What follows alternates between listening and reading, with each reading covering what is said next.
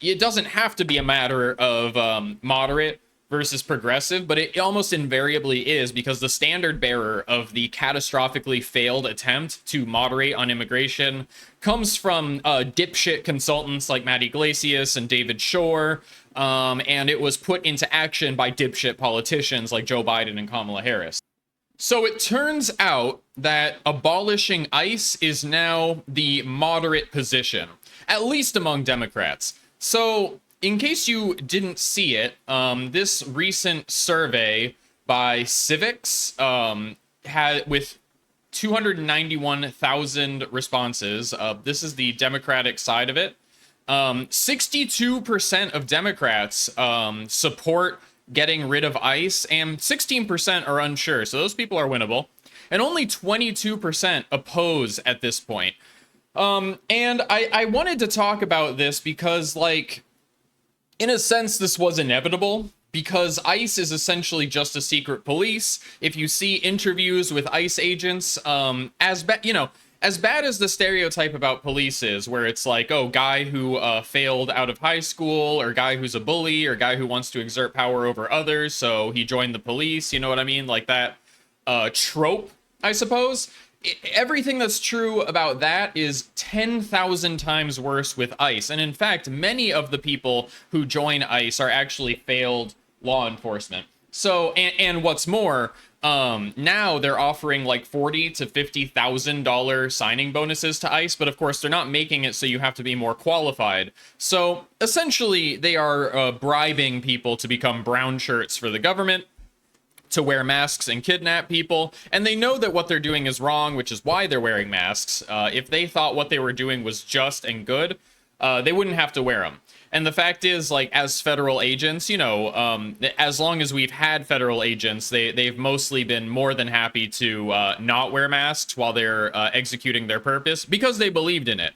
Whereas ICE agents understand that they're a bunch of sadistic little freaks, so they know that eventually, if their face is associated with the actions that they took, that they would be subject to extreme social repercussions, to say nothing of legal stuff. And that's why they hide. Okay, they know that what they're doing is bad, and they are ashamed of it. Well, let me put it this way: they're not ashamed, as in I feel bad about what I'm doing because I think it's morally wrong. They're just moving towards pleasure and away from pain. And for them, kidnapping, torturing, killing, etc. is something that brings them pleasure, and being a good person brings them pain. So they found a job that satisfies that. But social ostracization, being shamed, like actively, like people shaming them actively, these are things that they want to move away from. That's what the masks are about.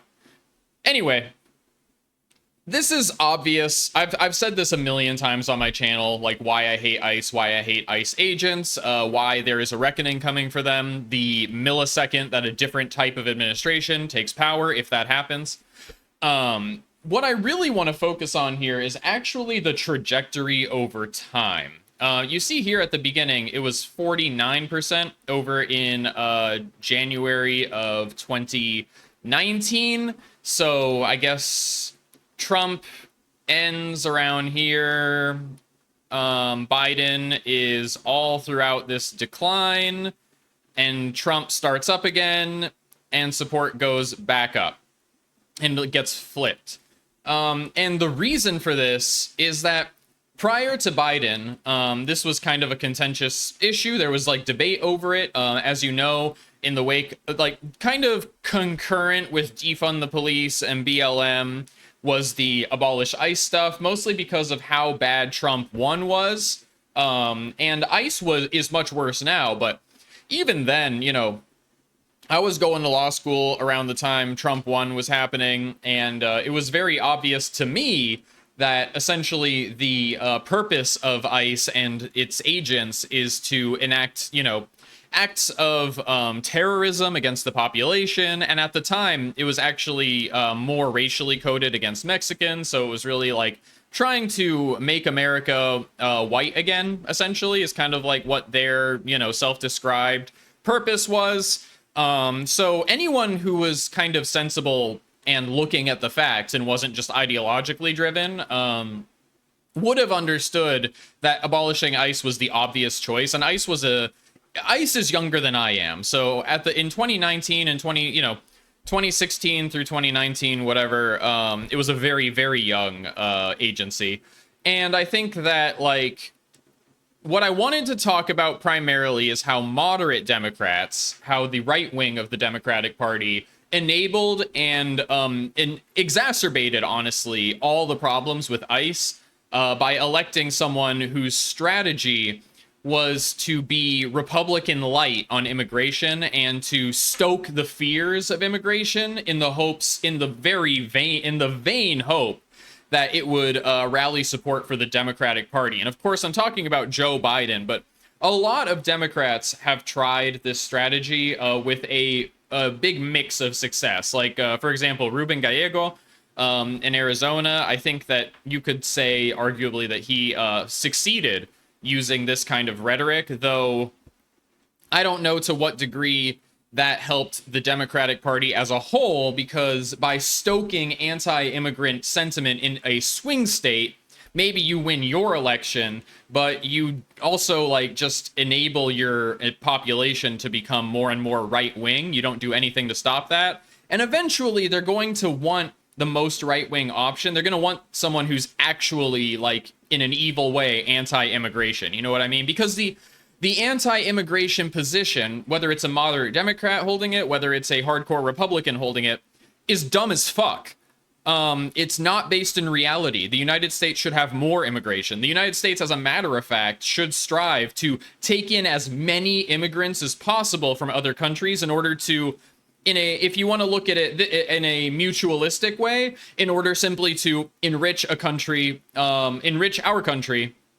make it more productive, and demonstrate to the world that taking in immigrants and putting them to good use by enabling them to pursue their dreams and their goals is a way to run a country that works, right? That's the egalitarian way. And if you're one of those realpolitik freaks, it's also good to, steal top talent from all of your competitors if you think it's a zero-sum game, and to, enable them to pursue their own self-interest in order to create, economic productivity, happiness, cultural cohesion, build a project that is superior to your competitors, that is more egalitarian, meritocratic.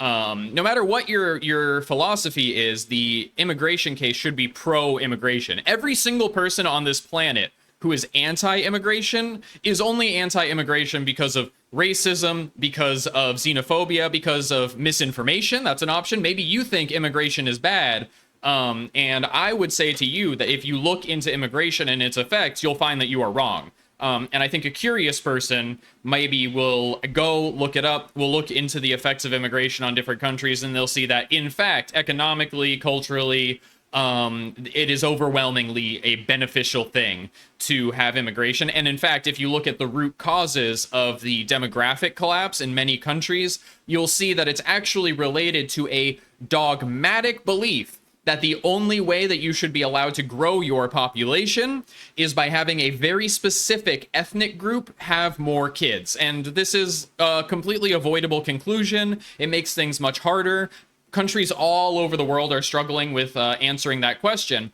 And time again, when they try to get their version of white people, right, whether that's Han Chinese in China, ethnically Japanese in Japan, ethnically Korean in South Korea, when they make policy efforts to get that specific ethnic group to have more kids, it doesn't work at all. They're still facing economic collapse. Sitting there right on the table is a solution, which is more immigration. Bringing in people who want to have more kids, bringing in people who are aspiring to live in your society and grow a family. That's almost always the best option. And that's actually the case for the United States as well. And almost entirely the obstacles to that are irrational in nature, right? Even the most pragmatic anti-immigration people, basically their argument is, well, we're racist and we're not going to solve racism in time to solve the demographic crisis. So we need to, in a very futile fashion, fight against the tide, thrash against the tide, try to put in policies that make white people or Japanese people or Chinese Han people have more kids. And this is, of course, a waste of time. And if you really care about it, and I think there will be a point where it becomes an emergency, where people will just have to become more pro-immigration, where states will override their population's wishes in order to avoid essentially old people eating cat food, because I think people lose sight of this a little bit. The reason we care about demographic collapse, whether, I don't know if the trend... Long-term trends are very hard to predict. So a lot of countries have posited, the UN and a lot of agencies in countries have said that we're on a trajectory where many countries will experience straight up like demographic collapse. And I don't know that that's necessarily true, because long-term models of population have been wrong numerous times in the past. But assuming it's true, what will happen is there won't be enough young people to support the aging workforce that needs to get things like Social Security or pensions or whatever.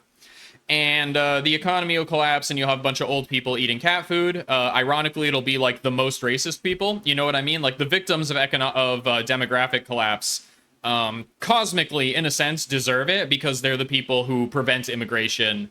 And of course, they're the ones who advocate for lower taxes on the rich, because the eldest people in at least American society are the ones who have the wealth. So, they plant the seeds of their own destruction. But of course, if you want, good things to happen, if you want the world to be better and not worse, you don't want that to happen to them, even if they do deserve it.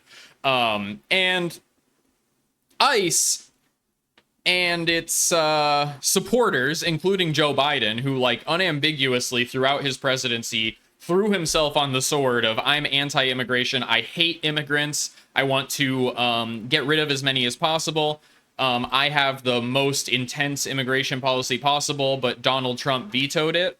Do you remember that? Do you remember that was his strategy? That worked really well, right? This was folly. It was very dumb, very stupid. 0 out of 10 stars from me. And I think it's because, obviously, when you're dealing with these irrationally supported positions, you're not going to win by being the moderate, unreasonable person, okay? And that's what Biden basically tried to do. He basically said, yeah, I'm going to fix the immigration system by massively cracking down on immigration. And I've seen, commentators like Ezra Klein talk about how, if he had only cracked down harder and earlier, maybe his plan might have worked. And I do not subscribe to that belief. I do agree with these commentators that his approach was really dumb, in the sense that there were a lot of things Joe Biden could have done unilaterally that he chose not to, because he wanted Congress to do it, because he convinced himself that there were enough Republicans in Congress who weren't really comfortable with Trump and the MAGA movement that they would defect and help him pass a draconian, evil immigration policy that is 5% less evil than the one that Trump passed, as soon as he got in.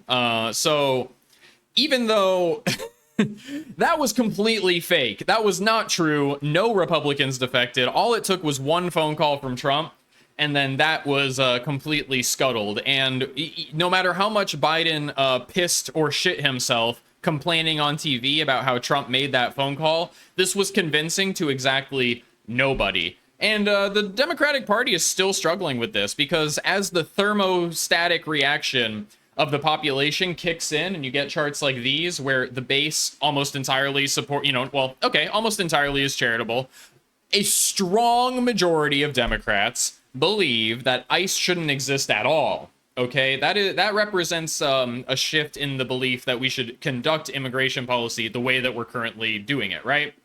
It's because Democratic senators and congresspeople who maybe some of them could generously be considered moderate, I guess. Like Chris Murphy, for example, he doesn't really strike me as a radical left-wing progressive, but he's very tough on this immigration stuff. And same with, what's his name, Van Hollen. Is Senator Van Hollen a socialist? No, not really. Yeah, I wouldn't say so. I wouldn't say that he's a hardcore progressive from the things that I've heard about him. And yet, he has been able to successfully polarize people negatively against Trump's immigration policy. So this isn't a matter of it doesn't have to be a matter of moderate versus progressive, but it almost invariably is, because the standard bearer of the catastrophically failed attempt to moderate on immigration comes from dipshit consultants like Matt Iglesias and David Shore, and it was put into action by dipshit politicians like Joe Biden and Kamala Harris. So, like, that's why we're in this mess right now, where, like, the Democrats are very slow, a lot of them, especially people like Chuck Schumer and Hakeem Jeffries, to kind of flip the other way and move towards a strategy of, like, let's redefine the immigration narrative. Let's come up with a new story about, like, path to citizenship, about taking talent from other countries and letting them serve our country. And like I said at the beginning of this segment, there are multiple narratives that support the pro-immigration position, and that's simply because the anti-immigration position is inherently irrational. It's based on gut feelings of xenophobia. You know, in Disco Elysium, how, like, fascism is literally farts from a butt? Like, those farts are the crux of all anti-immigration rhetoric all across the world. You literally, like, you look at Spain, and it's like they're talking about Moroccan immigration as if they don't have, like, massive issues that could be solved by increasing the workforce, by like having more diversity in their country. Like opening borders up in Europe could benefit Europe. Europe is an entity that has a huge aging pensioner problem, and they don't really have, like, the numbers as far as younger people to prop up all of these pensioners, especially in Spain, because in Spain, like, you can imagine it like this: like, the people negotiating those pensions were, like, Giga Chad ultimate negotiators who basically, like, robbed the state blind, okay? And they're like, if you think of it like a you can think of their society as like an inverse pyramid, where, like, at the top there are these, like, extremely wealthy pensioners who got, like, an excellent deal from society, arguably too good of a deal even for me, and I'm quite to the left, and it's being supported by this rickety, struggling, small, young workforce with a high unemployment rate.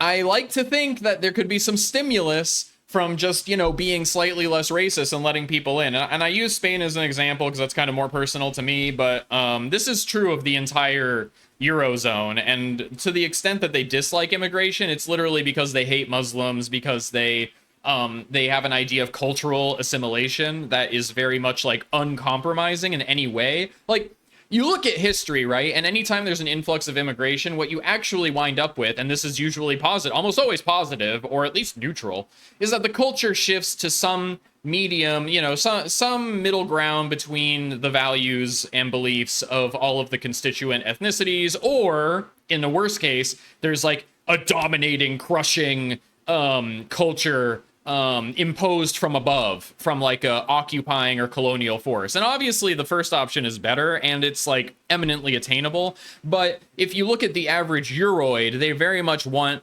culture to be dictated from the top down and forced on anyone who comes into the country. You're not allowed to, like, bring your culture in and share ideas and exchanges. And of course, people always reduce this to, like, oh, but Muslims treat women bad or something like that, as if, like, you can't construct a legal system where, like, Islam and respect for women are both, you know, possible. This is patently false, obviously stupid.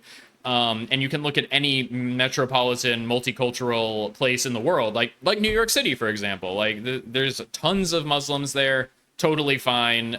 Basically, when you hear this stuff about Muslim culture, when you hear this stuff about other cultures coming in and stealing things from you, I beg of you to check whether the person saying that lives in a wretched exurb where those people don't actually exist, or whether that person only consumes, you know, the most right-wing tabloid-esque news imaginable. Just look yourself. Like, I don't need to tell you, you know, whoever, you know, dearest viewer who has definitely liked, subscribed, and hit the bell and commented for my sake, who has brought me to 100 subs, from which I am only 6 subs away. That wonderful person who did those things for me, I know, would definitely look into the people that are telling them information and see that It's not a person who is an expert. It's not a person who even goes into the cities they're talking about. It's someone who lives in a wretched, hollowed out, post-industrial town who's taking out their bitterness and the fact that their wife doesn't talk to them or have sex with them anymore